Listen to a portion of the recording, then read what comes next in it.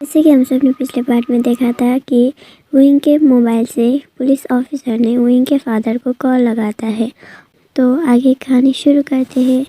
जैसे ही विंग पूछता है कि उनकी मॉम ठीक है या नहीं, तब विंग के मॉम बोलते हैं, विंग क्या है ये सब सच है कि तुमने किसी का खून किया है?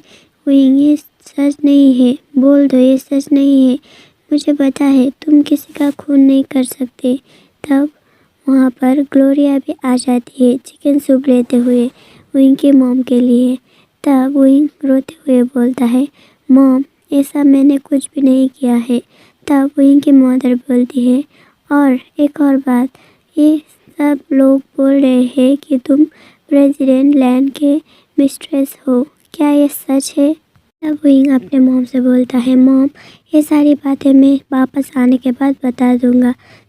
तब ग्लोरिया उसके मॉम से बोलता है, आंटी ये फ़ोन मुझे दीजिए, मैं उससे बात करना चाहता हूँ। और वो मोबाइल को लेते हुए बोलता है, विंग ये सब क्या है? तुमने लैन जैन के साथ पैकअप कर लिया और तुमने मुझे बताया तक नहीं। वो ऐसा बोलकर विंग को चिल्लाता है। तब विंग की मॉम ग्लोरिया से बोलता है, ये फ़ोन मुझे वापस दो। तुम ये सारी क्या चल रहा है ये सब बताओ मुझे। तुम भी जानते हो विंग और लैन जैन के बारे में, तो तुम क्यों नहीं बता रहे हो? तब ग्लोरिया बोलती है, मॉम दरअसल युआन का डैड लैन जैन है, लैन जैन ही युआन का डैड है। तब विंग की मॉम बोलती है, विंग क्या ये बात सच है? और ये बात सच है तो 5 साल पहले तुम्हें लैन जैन ने क्यों छोड़ दिया था? विंग उधर से बोलता है, मॉम ये सब सच नहीं है। मॉम 5 साल पहले उससे मजबूर किया गया था सबको छोड़ने के लिए। तब पुलिस वाला कॉल को कट कर देता है और बोलता है, तुम्हारा टाइम अब हुआ, अब तुम नहीं बोल सकते। अब जल्दी से बताओ कि तुमने क्या फ़ैसला किया है। वो पुलिस वाला बोलता है, अगर तुम लैन जैन के खिलाफ गवाही दे दोगे तो मैं तुम्हें यहाँ से छोड़ दूँगा। तब विंग अपने मन में सोचने लगता है, मुझे लैन जैन के लिए ज़्यादा से ज़्यादा टाइम कलेक्ट करना है, मुझे उसे एयरपोर्ट से निकालना है।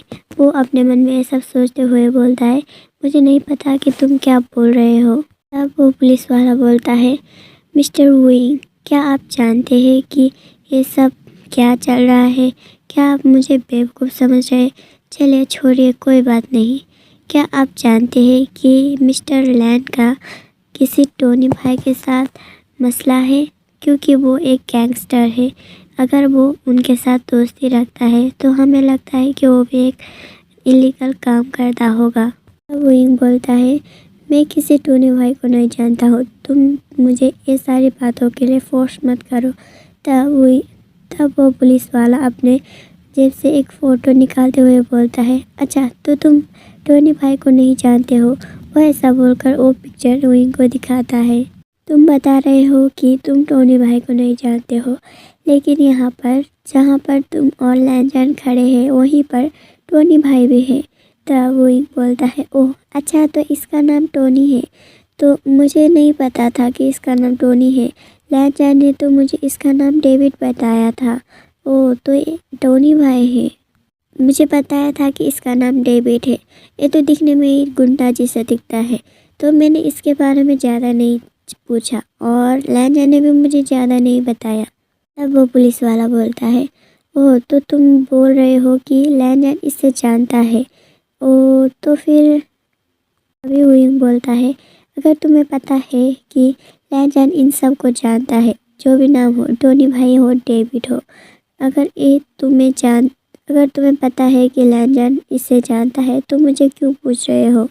इस वाला गुस्सा होते हुए बोलता है, मेरा टाइम बर्बाद मत करो, मैं जो भी पूछ रहा हूँ उसका सच्ची सच्ची और जल्दी से जवाब दो। तब वो बोलता है, मैं तो सब कुछ सच सच बोल रहा हूँ, अगर तुम्हारा टाइम ज़ाया हो रहा है तो तुम यहाँ से जा सकते हो, या फिर मुझे यहाँ से जाने दो। तुम्हें मुझसे कोई भी सवाल का जवाब नहीं मिलेगा। मुझे लगता है कि तुम्हें अब यहीं पर इंटरोगेशन ख़त्म कर देना चाहिए। ये बात सुनकर पुलिस वाला बहुत ज़्यादा गुस्से में आ जाता है और वो इनके ऊपर हाथ उठाने ही लगता है। पुलिस वाला चिल्लाते हुए बोलता है, ये मत सोचना कि मैं किसी ओमेगा बोलकर तुम्हें बख्श दूंगा। वो ऐसा बोलकर विंग को जैसे थप्पड़ मारने लगता है। तभी वहाँ पर दरवाज़ा खुलता है और वहाँ पर मार्क आ जाता है एक वकील के साथ। मार्क को देखकर विंग बहुत ज़्यादा खुश हो जाता है और बोलता है, मार्क, तुम्हें क्या लैंजर ने भेजा है? क्या लैंजर सेफली यहाँ पर पहुँच गया है? तब वो वकील भी आकर बोलता है, तुमने इसे बिना किसी सबूत के यहाँ पर बंद किया है और तुमने इन्हें टॉर्चर भी किया है।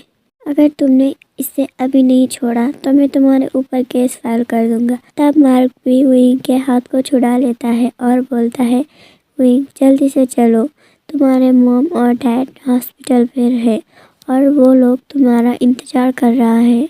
नेक्स्ट सीन हॉस्पिटल का होता है। विंग पूछता है, मार्क, क्या मेरे मॉम डैड ठीक है और लैंजन कहाँ पर है? तब मार्क बोलता है, वह सब लोग ठीक है और लैंजन भी अंदर ही है, तो प्लीज़ तुम अंदर जाओ, तुम्हें सारी बात पता चल जाएगी। विंग जैसे ही अंदर जाता है तो वो बहुत ही ज़्यादा चौंक जाता है क्योंकि लैंजन घुटनों में बैठा होता है। लैंजन उसके डैड और मॉम के सामने घुटनों पर बैठा होता है। तब विंग बहुत ज़्यादा चौंक जाता है और चौंकते हुए बोलता है, लैंजन, तुम ये क्या कर रहे हो? तब विंग के मॉम बोलती है, विंग, तुम ये सारी बातें हमसे क्यों छुपा रहे हो? अगर हम पता नहीं चलता आज तो तुम हमें क्या कभी नहीं बताने वाले थे? वो ऐसा बोलते हैं विंग को। तब विंग भी उन दोनों के सामने आकर घुटनों पर बैठ जाता है। मुझे माफ़ कर देना मॉम कि मैं ये सारी बातें नहीं बता पाया। मैं आप लोगों को जल्द ही बताने वाले थे। तब विंग के मॉम बिस्तर से उठ लेता है और वो सीधा विंग के पास जाकर उसे थप्पड़ मारते हुए बोलता है, विंग, क्या तुम अब इतने बड़े हो गए हो कि तुम ये सारी बातें हमें बताना ज़रूरी भी नहीं समझते हो? वो ऐसा बोलकर और भी उसे थप्पड़ मारता है। जैसे ही विंग के मॉम फिर से थप्पड़ मारने लगता है तो लैंजन उससे कवर करता है और बोलता है, प्लीज़ हमें माफ़ कर दीजिए, मुझे माफ़ कर दीजिए, ये सारी गलती मेरी है, मेरी वजह से ये सब हुआ है। तब विंग के डैड बोलते हैं, प्लीज़ रुक जाओ, प्लीज़ तुम पहले शांत हो जाओ और उन दोनों की बात सुनो। पहले इन दोनों को खड़े होने दो, ये दोनों घुटनों पर रह रहे हैं। तब वो दोनों खड़े हो जाते हैं।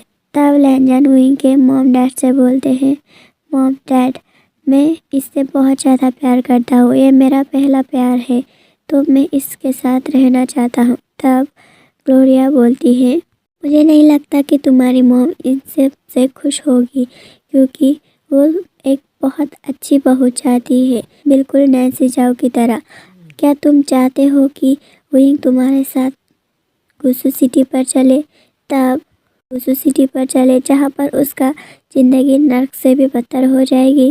अगर तुमने कोशिश भी की कि विंग को चोट पहुँचाने की तो मुझसे ज़्यादा बुरा कोई नहीं होगा। तब लैंजन बोलता है, मैंने डिसाइड कर लिया है, मैं अब गुसू सिटी पर वापस नहीं जाने वाला हूँ, मैं यूनिवर्सिटी में ही रहने वाला हूँ, मैं यहीं पर विंग के साथ रहूँगा।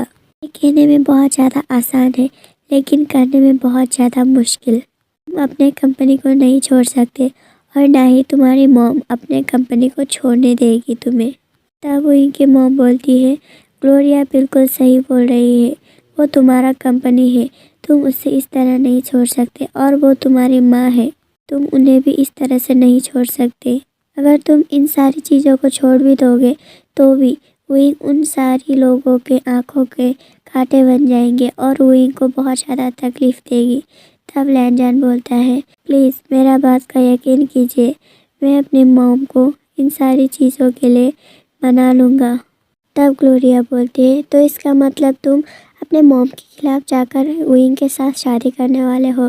तब विंग बोलता है, ग्लोरिया बस भी करो, तुम बहुत ज़्यादा आगे बढ़ रहे हो। तब ग्लोरिया उससे बोलता है, तुम बस करो, मैं तुम्हारे लिए ये सब कर रहा हूँ। क्या तुम सारी ज़िंदगी इसकी मिस्ट्रेस बनकर रहने वाले हो? अगर ये तुमसे शादी करता है और ये सारी मुश्किलात को पार कर लेता है तो मैं सोचूंगा कि ये तुमसे बहुत ज़्यादा प्यार करता है।